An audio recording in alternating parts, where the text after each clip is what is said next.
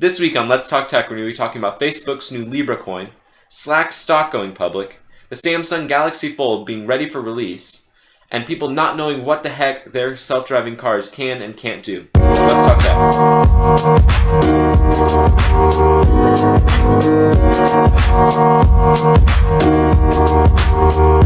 Hey there everybody, welcome back to Let's Talk Tech, the podcast where we talk about technology. I'm Bryce, and that's Aidan. Hey.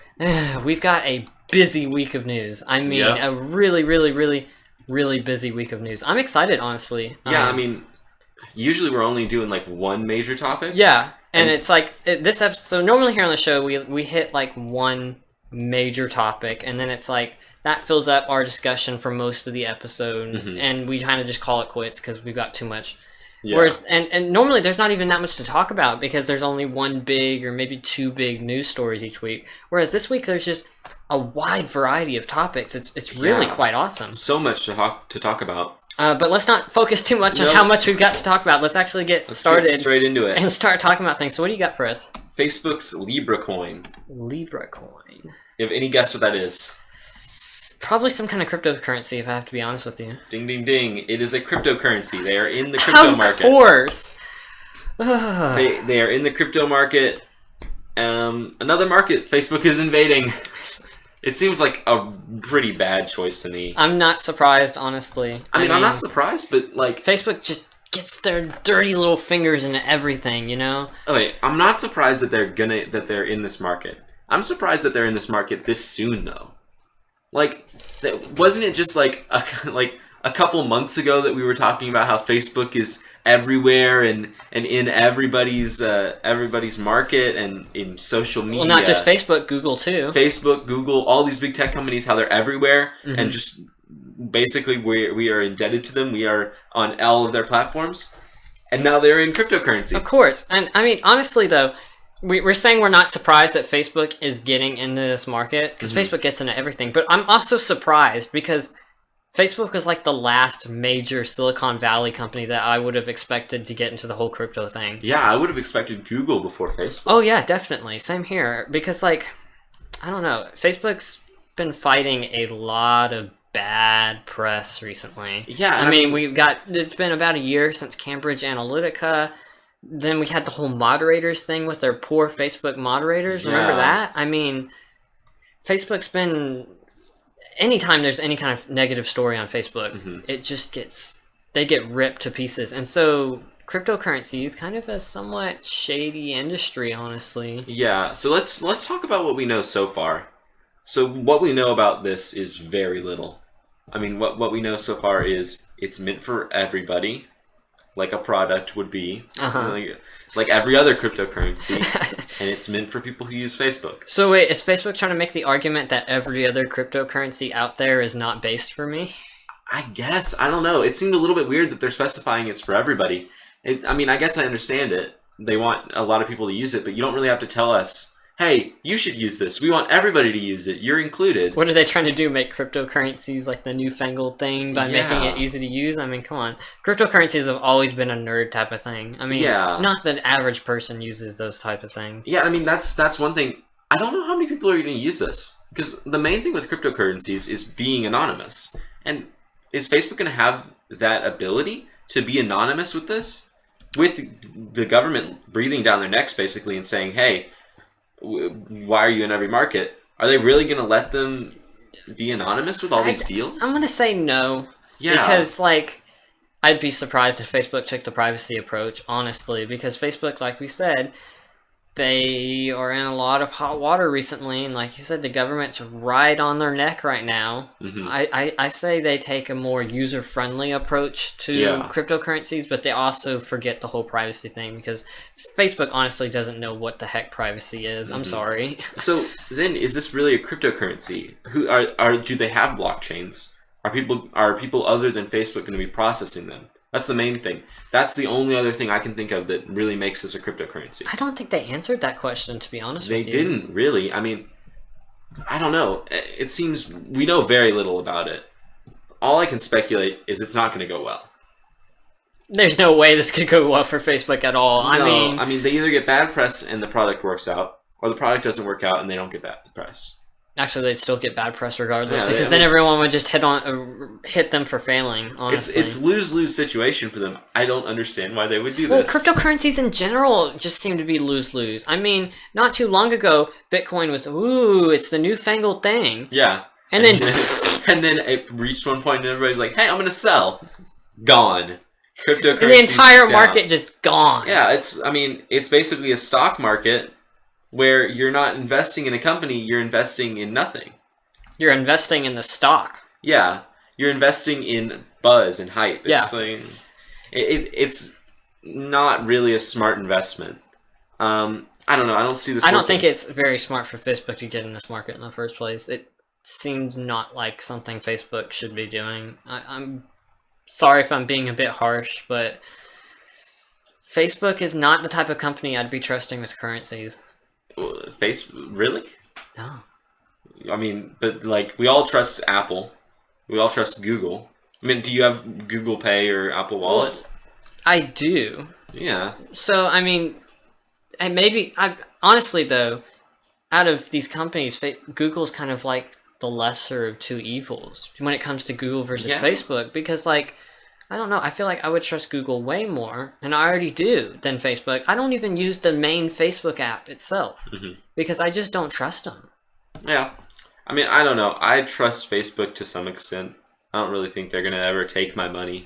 I wouldn't say we're worried about them taking money. I'd say it's more of like, is Facebook the most responsible brand out there to be managing this kind of stuff? Clearly not with this decision. No, not at all. I mean, come on. Anyway, that's Facebook's Libra coin. Yeah, not a whole lot to say about it. There's not much information other than it's coming in 2020 and it's a cryptocurrency. Yeah. So, yeah. Meant for everybody. Meant for everybody. Yeah, somehow. We'll keep you guys updated. I mean, if any new news comes out about it. Alright, so next up here, let's talk about Slack. Yeah. Because Slack, for those of you who don't know, Slack is like an instant messaging for work type thing. It's like group chats for work, kind of. And I don't know, that's probably the best way of describing it. Yeah. Slack's stock went public this week on the New York Stock Exchange. And there was a lot of hype about it. Their stock went up positive on the first day, which is good. Yeah. And they seem to be at a pretty good shareholder rate right now, so that's good as well. The price seems to be pretty good for their company, which is good. Basically, now that Slack has gone public on the New York Stock Exchange, really probably the second company, major tech company to do this, where they start off private and venture into the whole realm of going public. I think it's pretty interesting because like only them and Spotify have kind of taken this path so far. Yeah, there hasn't been many people who took that path. No, not at all. I mean, take Slack's main competitor right now, Discord, all privately funded by investors. So, I'd say going public was an interesting decision for Slack, and I hope it pays off for them. But this is kind of interesting because, like, Slack, I don't know. They do a very good job for the enterprise world. Yeah. Whereas Discord is doing a very good job for the consumer world. You know what I mean? Yeah. And so if Slack can make money by making the enterprise world happy, then good for them. Their stock's going to do just fine. My main concern with Slack right now is the fact that, well, it's not really a consumer product. Yeah. Do you think that'll hurt them at all? I think it will to some extent. Being a consumer product definitely has its pluses. As we've seen with Discord, it's grown immensely. Tremendously over the past few years. I mean, Discord's growth rate has been huge. Yeah, and with the amount of people buying Nitro and games on there now, I mean, really, they're doing really well being a consumer product. I think personally, Discord kind of seems like the best option here if you're going to go for an instant messenger. Yeah, maybe for smaller companies, because it's free and there's no really big paywall. Where with Slack, there's like a really big paywall. A lot of features are restricted, which was always my biggest complaint with it when we did use it. I have experience with Slack, and it's a good app, but for smaller companies, I don't know if I can recommend it. And honestly, right now, the types of companies I'd say that are going to be using instant messengers, like Slack, are smaller companies. Well, I don't know. So I think Discord is definitely the best option when you go for bigger companies too. I mean, think about it. You can have a Discord server for each office location. You can give roles to different levels. Yeah, but teams. you can do all this stuff with Slack. Yeah. Just you have to pay for it, and that's fine because the big enterprise companies can afford it. Yeah, I mean, they're making a lot of money, but you have to pay tons of money for Slack. It's not cheap. Oh, no, it's not at all. And when you have a free option like Discord, I don't know. To me, it seems like a no-brainer. So you seem to be taking the approach of, well, Slack maybe shouldn't be doing so well because Slack has a big competitor. Yeah, I mean, Slack's competitor really, to me, seems like the person I'd want to invest in if they're public. Mm-hmm. I don't really see investing in Slack. I mean, when it comes down to it, Discord being a consumer product and being aimed at consumers, they're just going to grow much larger than Slack. I mean, regardless, though, most of that money is going to be made with the enterprise, and for the shareholders, it's all about the money. Yeah. So, I don't know. I take the approach of, sure, maybe if Slack isn't for consumers, but it is for enterprise. Yeah. I wouldn't be surprised if shareholders are just happy with that. Yeah, I mean, again, we don't really know how it's going to go. We don't have a lot of the information. I don't know. I don't see it going well. I'd see it going decent. They were positive their first day. Yeah, but with a big competitor like that, I mean... And it's worth noting Spotify's shares are way down since they started. Yeah. So... It's just the minute Discord decides to be aggressive or try to invade Slack's market, we see a dip. We see a huge dip, I'm sure. But I mean, Discord takes the approach of being for gamers, whereas Slack takes the approach of being for companies. Yeah, but I mean, what I'm saying is... So, if you're a company, which one do you want to go with? I mean, sure, Discord's free, but don't you think you want to be with the instant messenger that's tailored for companies? But Discord already has it all down to a science. They have voice chat. They have it all down to a science. They already have all of that. The minute they say, hey, let's also do enterprise... Discord Enterprise, Discord Business. Yeah. Because they just poured it over. Yeah, and that's maybe something that shareholders need to be maybe a little concerned about. There is a competitor that could obviously step in on Slack's territory at any moment that they decide. Yeah. So maybe that's something to keep in mind. I'd say Slack going public I'd say it's a safe investment for now. Discord has shown no signs whatsoever going into that kind of market yet. Sure, there are some companies that will use Discord.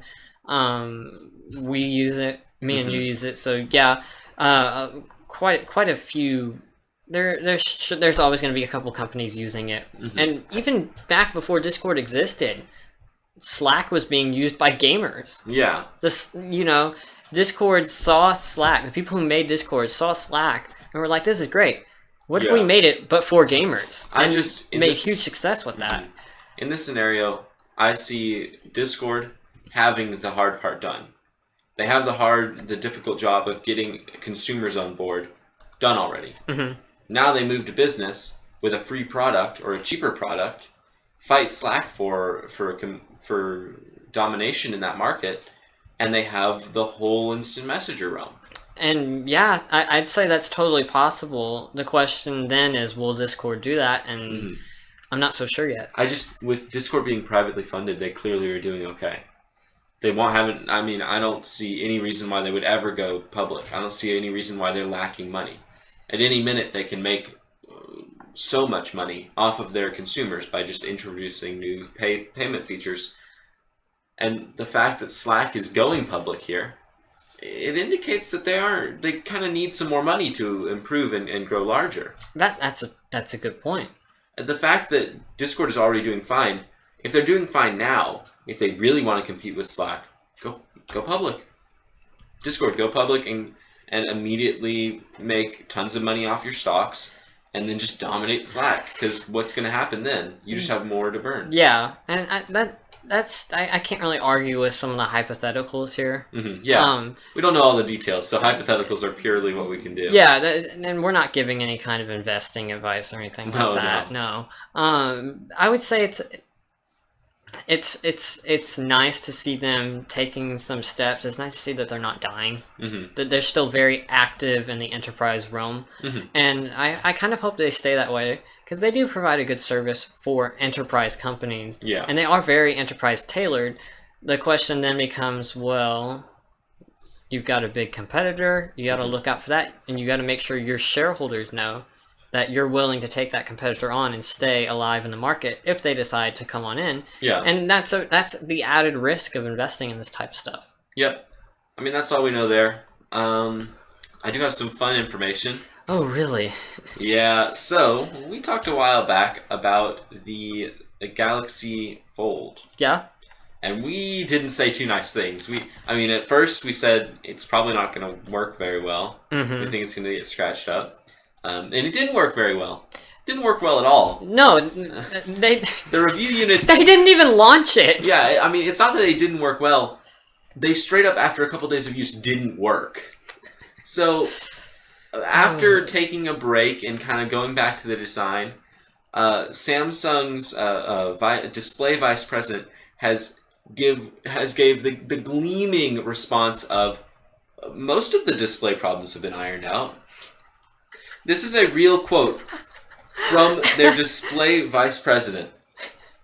Most. I mean, obviously that's damage control just in case something else happens. But still, I mean, the fact that you can't tell us at this point, for a product that is $2,000, that hundreds and hundreds of thousands of people pre-ordered, you have to be able to tell us, yes, this will work. There's no other way around it. I mean, at this point, I wouldn't want to buy one. Yeah, I would be way too nervous. I would be looking at some of the competitors, honestly. Yeah, so because he says, at least they haven't been having widespread issues yet. So, I mean, he says the Galaxy Fold is ready to hit the market. So, we'll see it come into the market soon. And, I don't know. I hope it works for Samsung's sake. But honestly, I wouldn't be surprised if a week, 2 weeks, 3 weeks, sometime in the month span after it launches, we start hearing, hey, my Galaxy Fold is getting really faulty. It's like breaking. I wouldn't be surprised if we heard that. Yeah, I wouldn't be surprised either. I mean, the language they're using here is not very confident. It's very defensive. Yeah, and I don't know. I'd say that's concerning. Just a little bit. It's something to keep an eye on. The Galaxy Fold, obviously not a consumer device. It's a very, very, very, very prosumer device, honestly. Yeah. Because it's, the $2,000 price tag, and it's a whole new range of smartphones. Yeah, and then the problems itself that you're going to have to deal with a folding smartphone that's just absolutely massive. Yeah, I don't know. I don't see it working very well. I imagine it's going to fail. I think fails maybe... It depends on what your definition of fail is, because I wasn't expecting very many people to buy this thing in the first place. Not be very profitable for the company. No, not at all. Not be a good investment of their time and money. And I don't know. I would say maybe... I would say, honestly, a fail is if they don't ship the device entirely. I would say a fail is if they ship the device and then the screens start breaking. Yeah. So that's also a fail. Because at least when these first screens failed, it was a review unit. I mean, at least, I don't know. That is so bad. Yeah, but I mean, phones have issues with their review units all the time. They do, but nothing this huge. I mean, the fact that... they were literally melting. Yeah, I mean, the fact that they had, like, a screen protector-esque thing that you pulled off and... Not even pulled off. That was just bad product design. Yeah, it's not like you pulled off a little bit and then it's like, oh no, I shouldn't pull this off. Like some of the screen breaks, full pixel depth across the front of the device. Yeah. How do you not foresee this happening? And how do you not? I mean, how do you not put a warning label on that? I hope clearly they figured out a way to work around it because they said they have. If you had a way to work around it Dude, they got so many problems to fix on that thing. Yeah, I mean, if you had a way to work around in the beginning, which I assume they did, because not much has changed in the tech realm in the, 3 months they've said they had to take a break. If you had a way to fix it in the beginning, why didn't you do that? Samsung being lazy? I don't know. I guess. I mean, for a $2,000 price tag, I want a premium device. Yeah. And I hope other people do too. But anyway, that's all we have for that. Yep. expect it to fail. Such harsh language there. I'm but sorry. So true. Samsung, like, pull it together, man. It's not working out.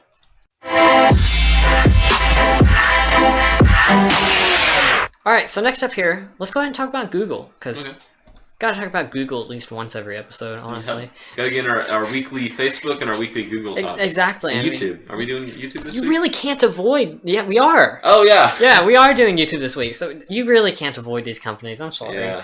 But that's the tech industry here in the United States, honestly. Mm-hmm. But let's talk a little bit about Google, because Google made an interesting decision this week. They are no longer going to be making tablets. Yeah. Which is interesting. I never used a Google tablet, so I don't really care. They're pretty rare. They're pretty rare. I think what was there? There was maybe a couple of Nexus tablets back in the day, but the more recent one was actually the Pixel Slate, which was like what was it? It was like a Chromebooky tablet / laptop thing, hybrid, you know what I mean? Yeah. That was their most recent one. It was very premium. It was a nice little device. It looked nice. They're not going to be making anything like that anymore. So that's something to keep in mind. Google isn't going to be a place to go for tablets anymore. So, yeah. I won't miss them. I won't either. They never really made one that really appealed to us. But, I mean, look at the quality of the Pixel phones, for example. Yeah. I mean, those are really nice. So, I mean, I wouldn't complain if there's any kind of Pixel tablet one day. Yeah. I mean, it's a disappointing, but oh well, it happens. Mm-hmm. So then, I think we've got a quick topic here also about Google. Yep. So this one is about a subdivision of Google Maps, and how there are fake businesses on Google Maps. Really? Millions of them. Millions? Millions of fake businesses, which is a little weird. I mean, one, why would you want a fake business? I guess, I mean, it's a joke to some extent. And speaking of a joke fake business, a YouTube channel, Achievement Hunter, made a fake business recently and posted a video about it. DHD Hot Dogs in Austin, Texas, and it's a joke, I guess. Yeah, it's funny. I mean, I don't understand really why there are millions of them. Yeah, why would there be that? Are they sure that when they say millions, are they sure it's not like maybe a business that's closed now or something? I mean, yeah, I mean, fake. The definition of fake here seems like they need to define it. Fake seems a little harsh. Yeah, so I mean, what you need to do to make a business appear on Google Maps is, well, first of all, you fill out like a form online and put it in a description and all this stuff. Yeah, you upload it to open time, stuff like that. Yeah, and then you receive a little postcard in the mail from Google with a code that you enter into the Google page, and your business pops up. So you have to have a real address. So it has to. And you have to be the person at the address because you got to accept the mail. Unless you steal mail, but then we're getting into a felony there. Yeah. So I mean, I don't really know. There's not much to talk about here. They've been working on it. They've been really working on it. They introduced postcards and stuff to make it even more accurate, and really, they're doing a good job. I appreciate how they're doing what they're doing here. I don't really see any danger here, and there may be some. Maybe like people showing up. Yeah. At a business that maybe I don't know, who would show up at a fake business if the business doesn't exist? Yeah, I don't know. Mainly, it's kind of weird. Some unsavory things maybe.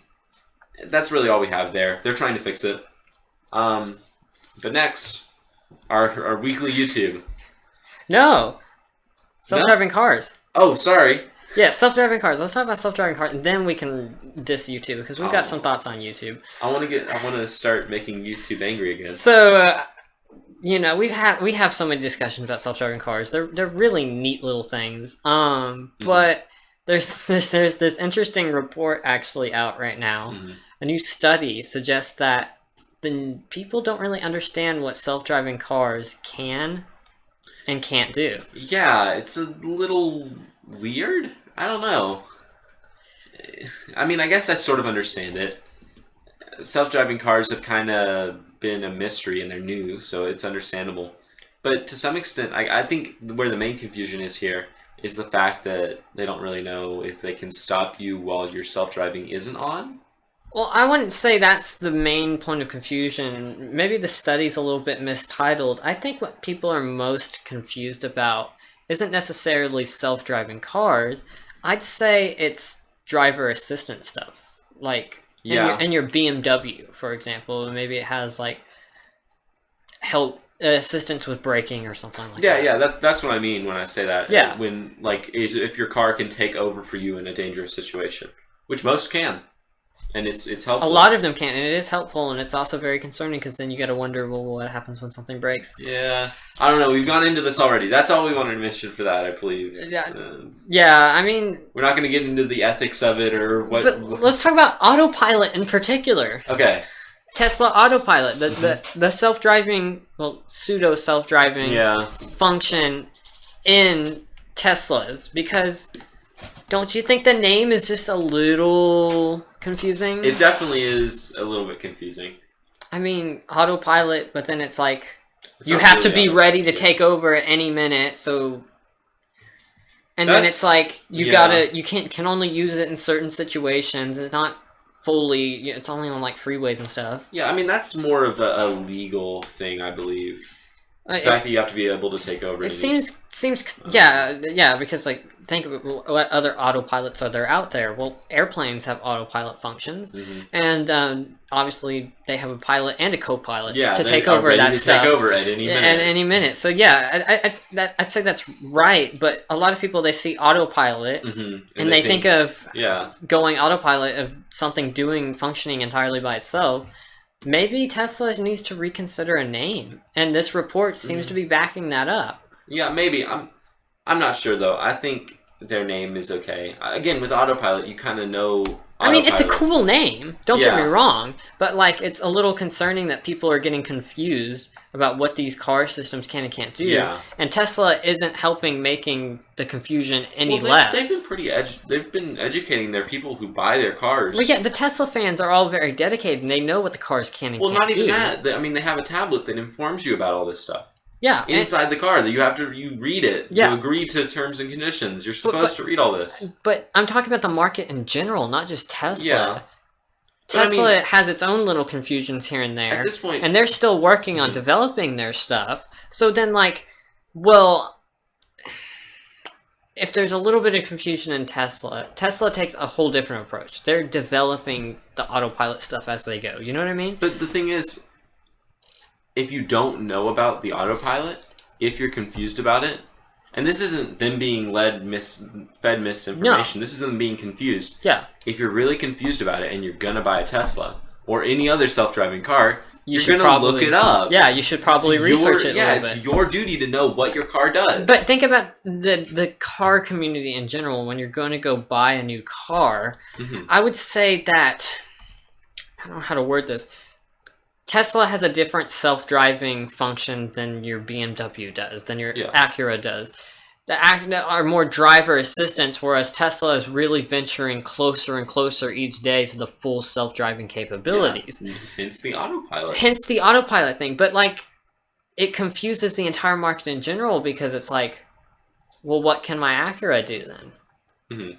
You know what I mean? Does that make sense? Okay, there are classifications for this autonomous driving and stuff. There are government classifications for this. Yeah. And we talked about that in an earlier episode. There are classifications for this. So if you really want to know what your car can or cannot do, you can look up what classification does my car have.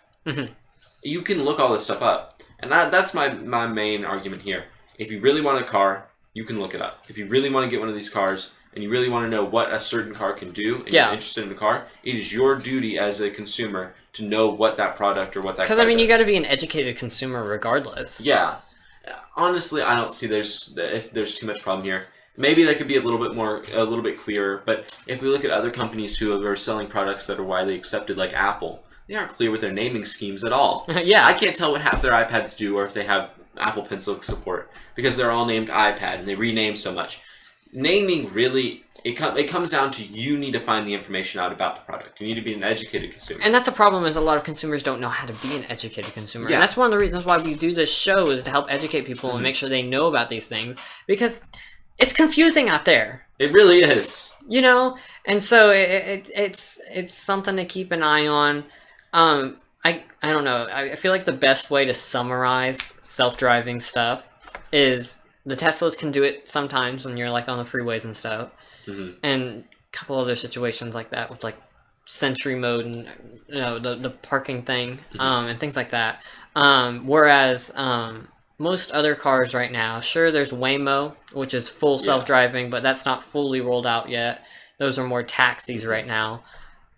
Your typical car, your BMW, your Acuras, your whatevers, are only going to have driver assistance technologies. Yeah. Maybe they help you stay in the lane. Something to brake if something's in front of you. Yeah, exactly. In the lane. Help you stay safe. Yeah.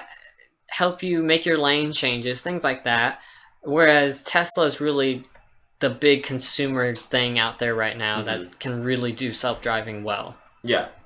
Yeah, definitely.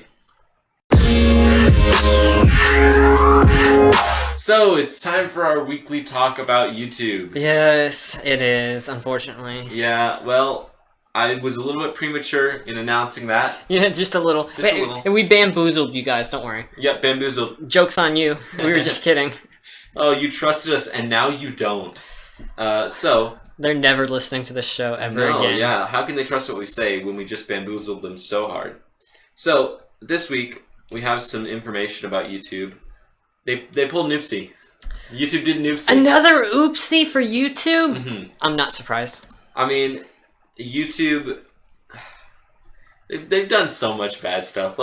And this one isn't as bad as the demonetization and the censoring sort of. You know, one of the things I always say, I used to always say on the show, maybe I still do, it seems like every other week YouTube's got themselves in some kind of controversy. Really, YouTube, Facebook, Google, they all are just so many controversies. So, this one, I'm just going to brush past it. It's not that big. YouTube basically, they hid the comments in India, I believe. It was a test. People didn't like it. A little A/B test or something like that? Yeah, so they hid the comments behind a little button in India for every video. So you had to click to look at the comments. Which, I mean, I believe it was like this a while ago with just a little fold-out tab. But this one says, you're looking for comments, click this or something like that. Yeah, so what they did is, I don't know, I'd say it makes the... Okay, sure, you can't just scroll straight down, but I'd actually make the argument that putting it in a button right next to the like button, the like and dislike button, not only does it make sense, because all your interaction buttons are right next to each other. You got your like, your dislike, your comment, and your share. All of that right next to each other makes sense. Because previously on the YouTube app, it would be your like, comment, dislike, or it would be your like, dislike, share buttons, etc. Yeah. And then it would be you scroll down past all the recommended videos, and then you get to the comments. So for this, comments is up near the top next to the like, share, and all that. It says comments have moved. Tap here to reveal them or read them.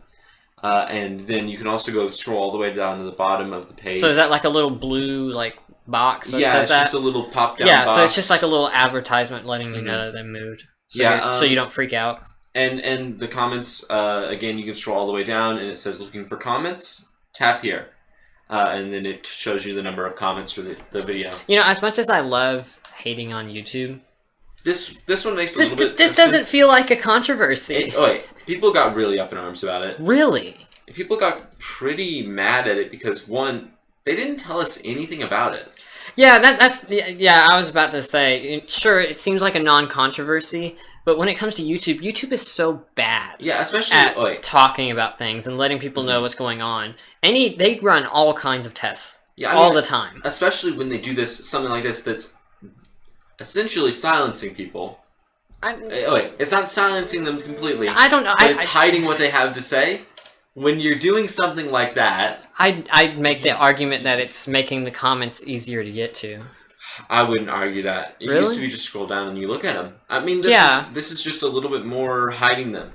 And I don't know, when you're doing something like this and you've had a reputation of being controversial and hiding stuff from people, you have to tell people. Otherwise, we are going to get mad. Yeah, and I'd say that's fair. But, YouTube doesn't communicate at all with people. They don't care. They don't care. We've said this in the past. Here they are running a test in, one of the world's biggest markets. Yeah, right now. They just don't care. They just don't care. So that's that. And this is all we have for the episode. Yeah, we're wrapping up the episode, believe it or not. Yep. It's been a good one, honestly. Yeah, very good discussion. Wide variety of topics, like we said. You know, we actually got into finances quite a little bit. We did. I don't know. We never talk about finances, but no, and I'm sure we're gonna get corrected about a lot of the stuff we said. Yeah, crypto nerds are gonna hate us for some of our discussion points there, but I don't know. I mean, like, it's nice to just branch out and talk about a bunch of things rather than just focusing the episode on one big thing. So we got Facebook's Libra coin. That was interesting. We got just a lot of things, a wide variety of topics, and I think that's great on the show because we don't just talk about certain things. We talk about all things tech here, and that's nice. But thank you all so much for listening. Make sure you leave us a 5-star review on iTunes and all that fancy stuff. Check us out on our website, laststrawnews.com. What else? I mean, Instagram, Twitter. Yeah. I mean, we're on a lot of social medias. Go check us out. Leave a like on our newest photo. Follow us, whatever. I mean, thank you for watching. Yeah. It was a ton of fun to talk about tech, and it is every week. I hope you guys enjoyed. A good episode too. Great episode. We have lots of fun making this show. Yeah. So I mean, if there's any stories you want us to hit in the future, tell us. Instagram, you can get in touch with us. I believe we have. Do we have our emails or our business emails on the website? I'm pretty sure we do. Yeah, they're somewhere. Yeah, you can find our business emails on the website or somewhere. You can message us through Twitter if you have something you want us to talk about, or you want to just get in touch with us. Yeah, tips always welcome. Yeah, we love talking to you guys. Anyway, thanks for watching. We hope to see you next week, and thanks for talking tech.